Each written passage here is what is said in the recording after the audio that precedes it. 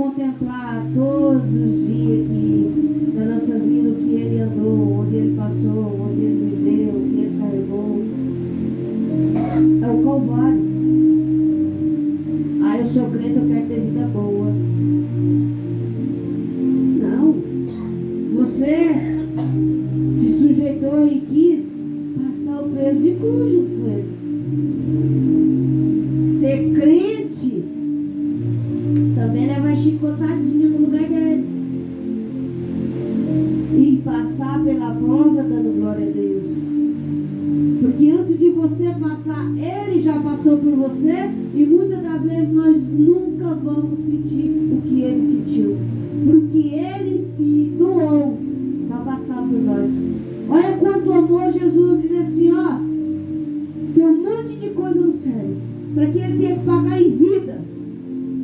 Mas Ele diz, não, eu vou no lugar dele. Ele se doou no meu e no seu lugar. Para passar tudo aquilo que era de chicote para a minha vida e para a sua.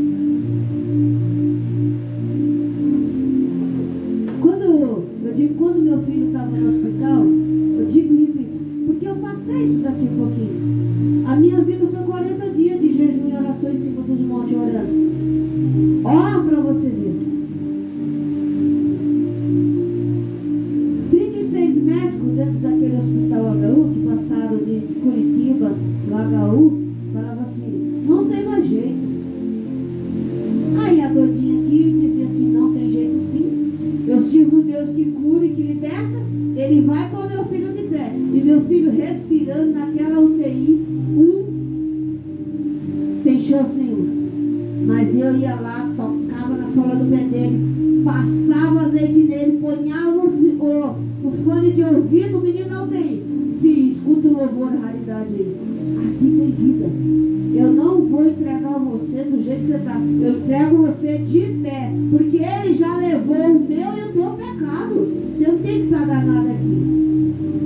Você só tem que glorificar o nome dEle. E eu jejuava. E eu orava. Parecia uma doida. Muitos me chamaram de louca. Doida barreira. Não está vendo? A minha própria sogra chegou um dia na minha casa 6 horas da manhã.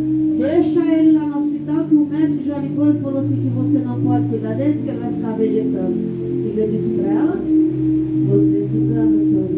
Eu vou trazer ele andando para casa. Ia para o jejum. Quando eu ouvi uma palavra negativa, aí que eu colocava louvor até na madrugada dentro de casa. Porque eu sabia que Ele estava ali. Era propósito do Senhor. E eu falava aqui, ó. Jesus, o Senhor escolheu eu como discípulo. Pede para mim, Jesus. Olha que inocência. Mas Ele quer os humildes. Ele quer os pequenininhos. Jesus pediu alguma coisa dele. Pede para mim, Jesus, que eu te faço ainda hoje. Pode pedir, Jesus, que eu te faço. O sacrifício. Eu ia para o sacrifício. Jesus, qual é o sacrifício que o Senhor quer de mim hoje? Pode pedir que eu faça.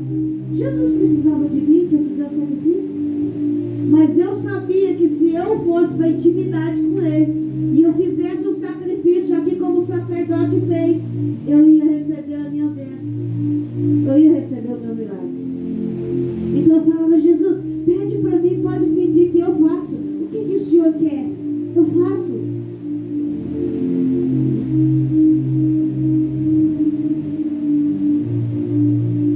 Jesus, Ele não ficava em silêncio.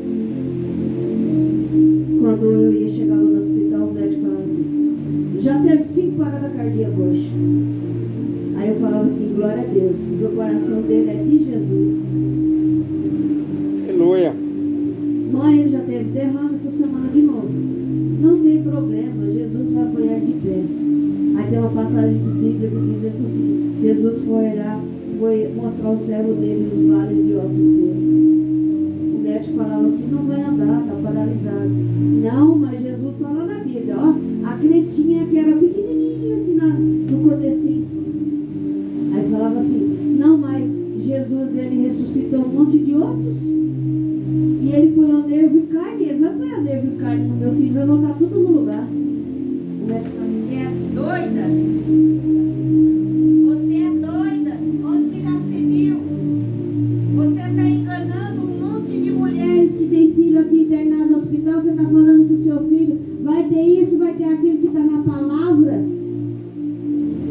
está morto.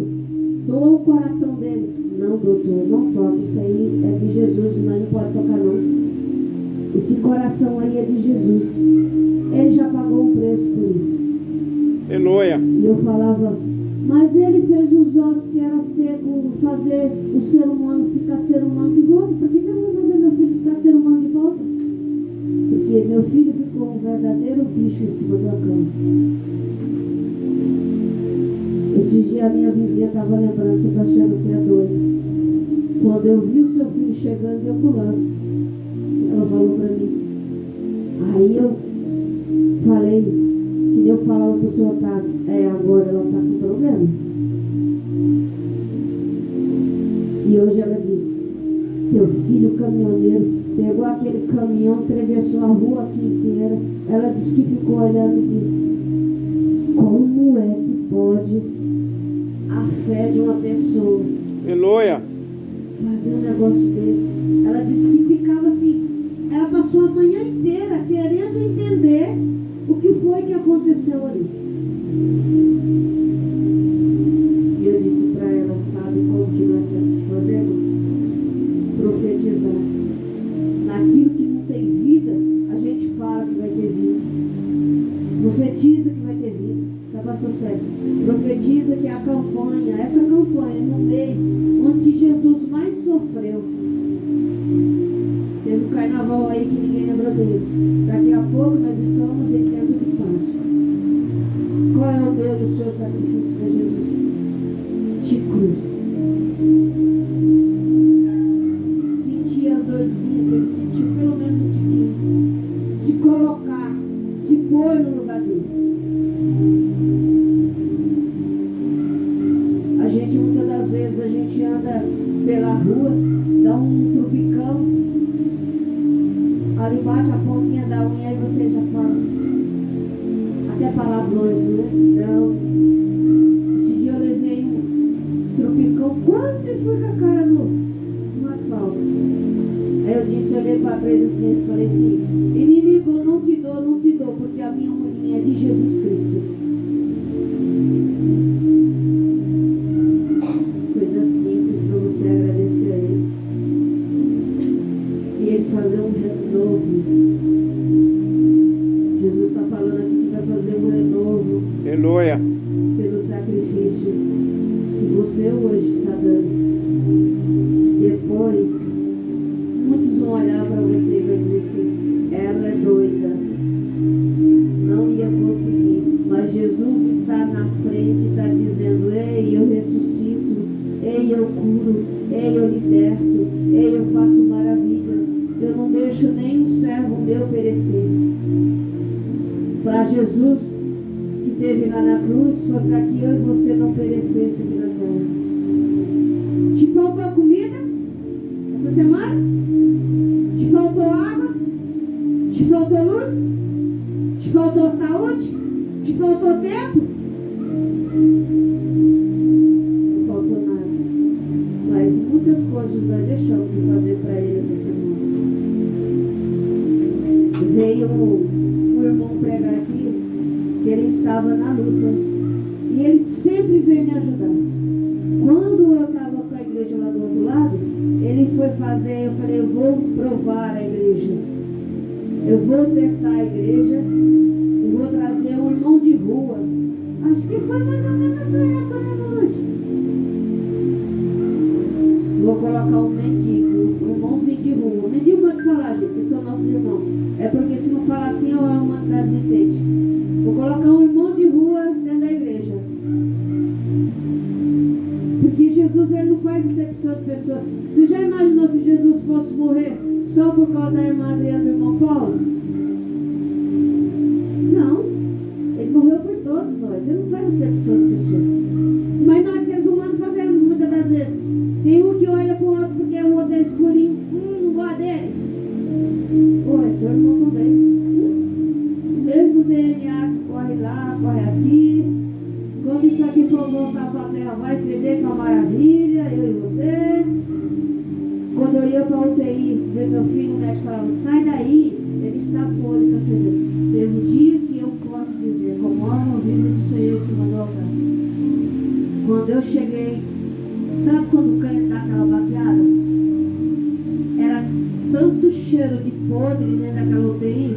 Eu falei, isso agora salvou tudo. Esse cheiro aqui já é de jeito podre. Eu estava com 2 máscaras, gente. Quando eu entrava lá, o médico falava assim, ó, põe 2 máscaras. E eu entrava lá, e justo naquele dia, só estava ele na UTI, numa UTI de 12. Todos já tinham morrido, só ele estava sozinho lá, isolado no canto da parede. Parecia um bichinho acuado.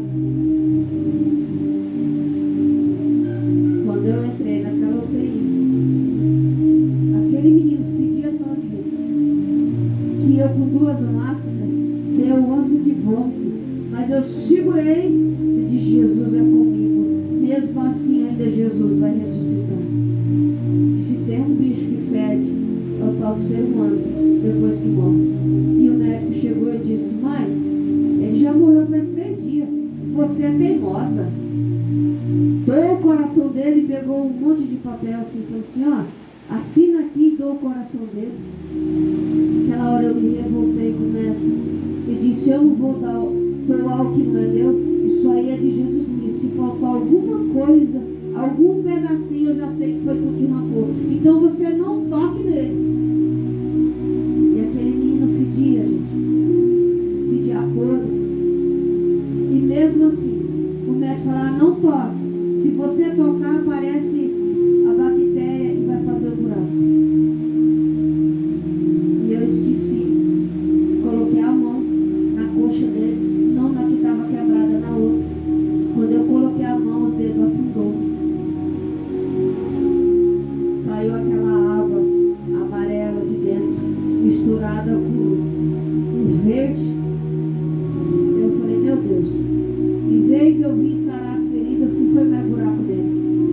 Porque na hora que eu bati, a pele afundou e a água subia. 3 dias, o médico falava, 3 dias, mãe, que já está morto. Doa só coração que bate. Vocês é teimoso, eu não sei o que você tem com esse menino. E ficou as marcas do meu dedo na coxa. Quando ele desceu da UTI, depois que Deus ressuscitou ele, ficou por vários dias os 4 dedos da minha mão, que eram os buracos onde os bichos começou a comer a pele dele. E aí formava, pior ainda, aquele cheiro exalava, como se eu tivesse dentro de um quarto, uma pessoa no estado de putrefação há dias, podre, fedia. Aí teve uma hora que eu já nem ponhava mais o fone de ouvido, que eu dividia com ele, para tocar o louvor raridade, porque tudo que tocava nele virava buraco.